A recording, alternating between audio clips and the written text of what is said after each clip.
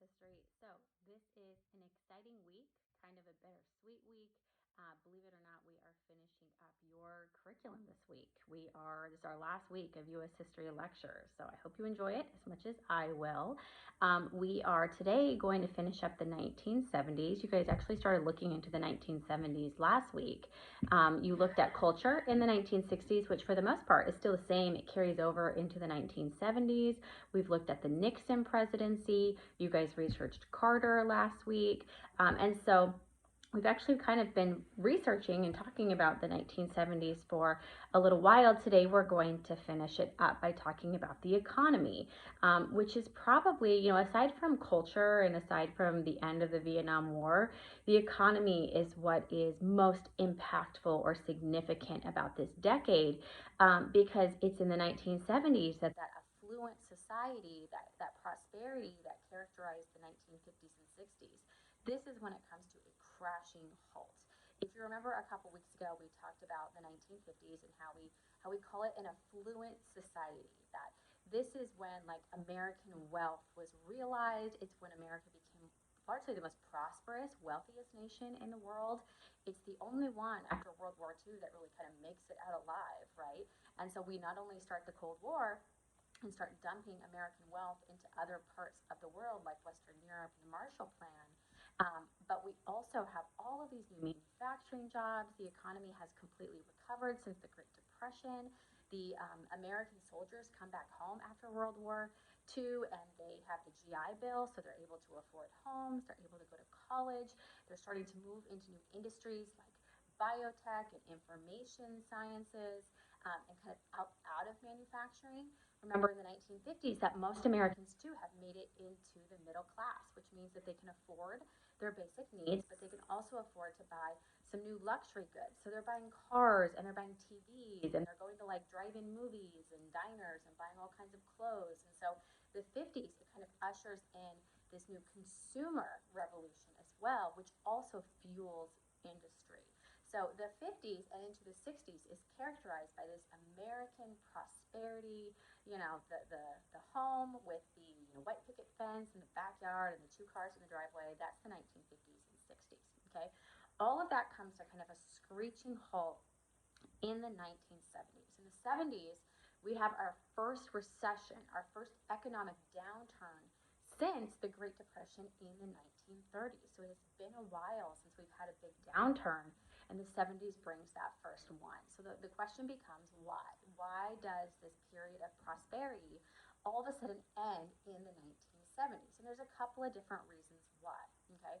The first reason is that there's a decline in domestic manufacturing. Remember, domestic just means in-house, within the borders of the United States. Now, before this time, all of American industry, all of American business, it was located in America.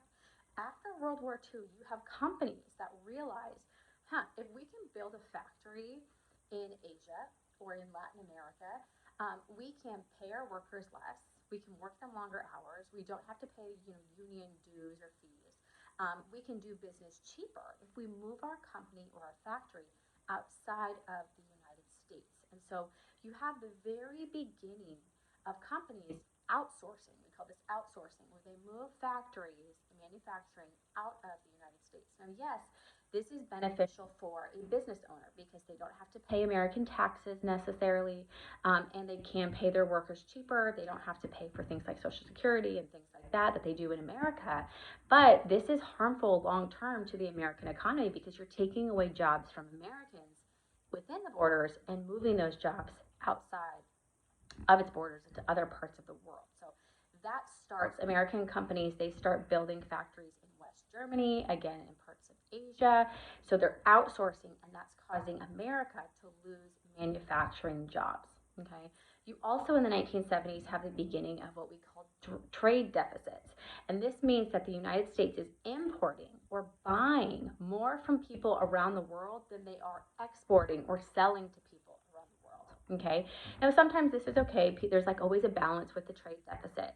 But this is the very first time that this has happened to the United States. So it's pretty impactful in the economy, the fact that we're buying more than we're actually selling to countries around the world. world. So we have a trade deficit. And then the third reason why the recession starts is because we move finally off the gold standard. So it's no longer gold that's backing the US dollar. And this kind of creates a fluctuation with American currency, and it lowers the value of the dollar. So the dollar is actually worth less. That exchange rate, it's worth less because we officially move off the gold standard in the 1970s. So those are the three things kind of happening within the United States that causes a recession. But what makes it even worse, what really kind of does the economy in, is what's happening outside of the United States.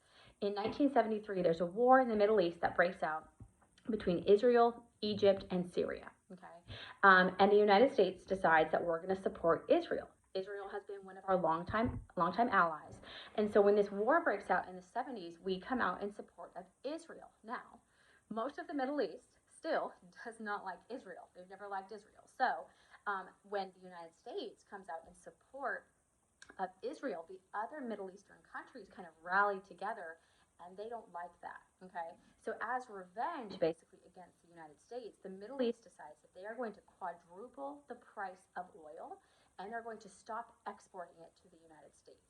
Okay, now we all know that the Middle East, they basically control most of the world's oil, especially in the 1970s. There's this organization called OPEC over in the Middle East that basically controls the oil supply, and so if you're thinking kind of through the implications of this is really damaging for the United States, because again, in the 50s, the 60s, and into the 70s, car culture has expanded.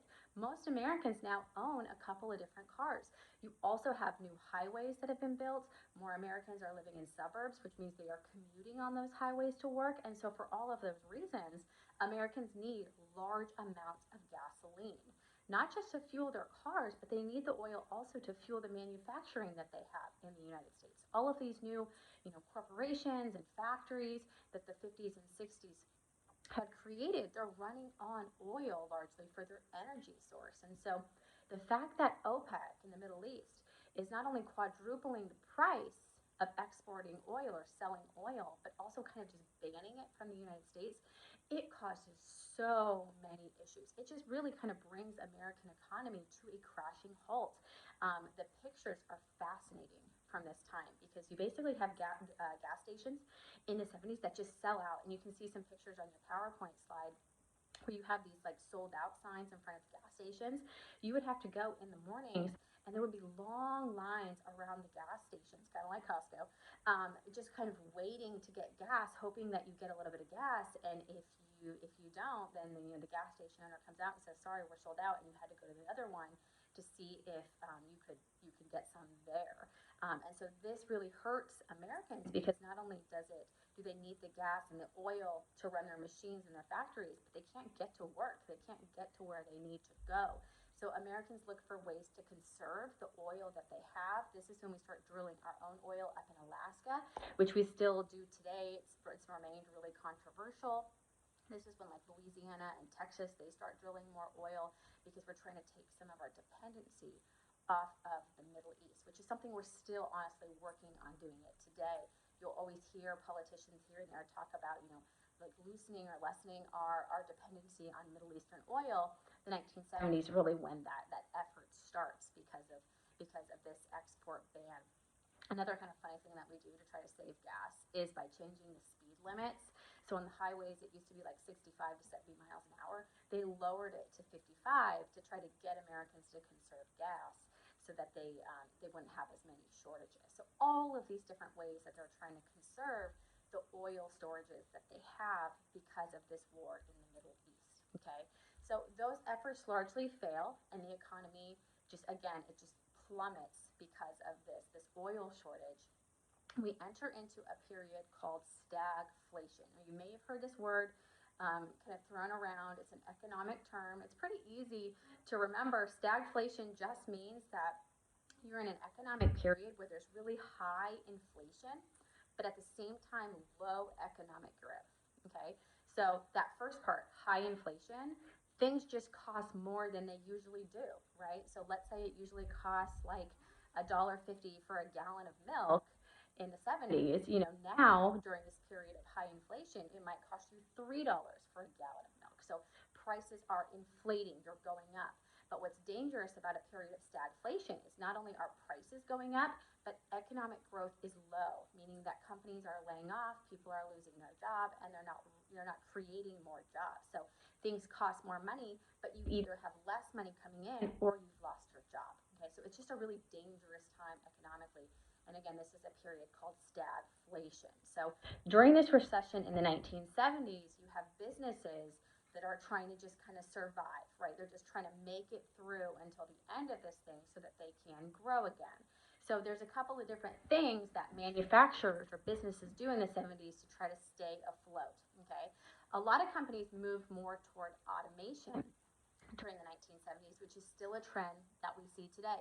This is when factories decide, we're not going to use people, we're going to use machines to do the work for us. So this is when we have kind of another revolution in science and technology, where you now have the science, the ability to have machines do the work for you instead of people. So again, this is kind of a two-edged sword. Yes, businesses save money because they don't have to pay somebody a wage, but more and more people lose their jobs, creating even more problems for the economy. So you have more businesses that become automated. You have even more businesses that move overseas because it's too expensive to do work in the United States. They start building factories again in other parts of the world, like in Latin America, like in Asia, and so where it's cheaper to do business. Again, double-edged sword. Good for businesses, it costs less to do business, but even less Americans are employed with that as well. Some businesses decide that they're going to move to kind of low wage, low tax areas, and so they kind of take their businesses and move them to other states where they have to pay less taxes, where they can afford to pay people a little bit less money.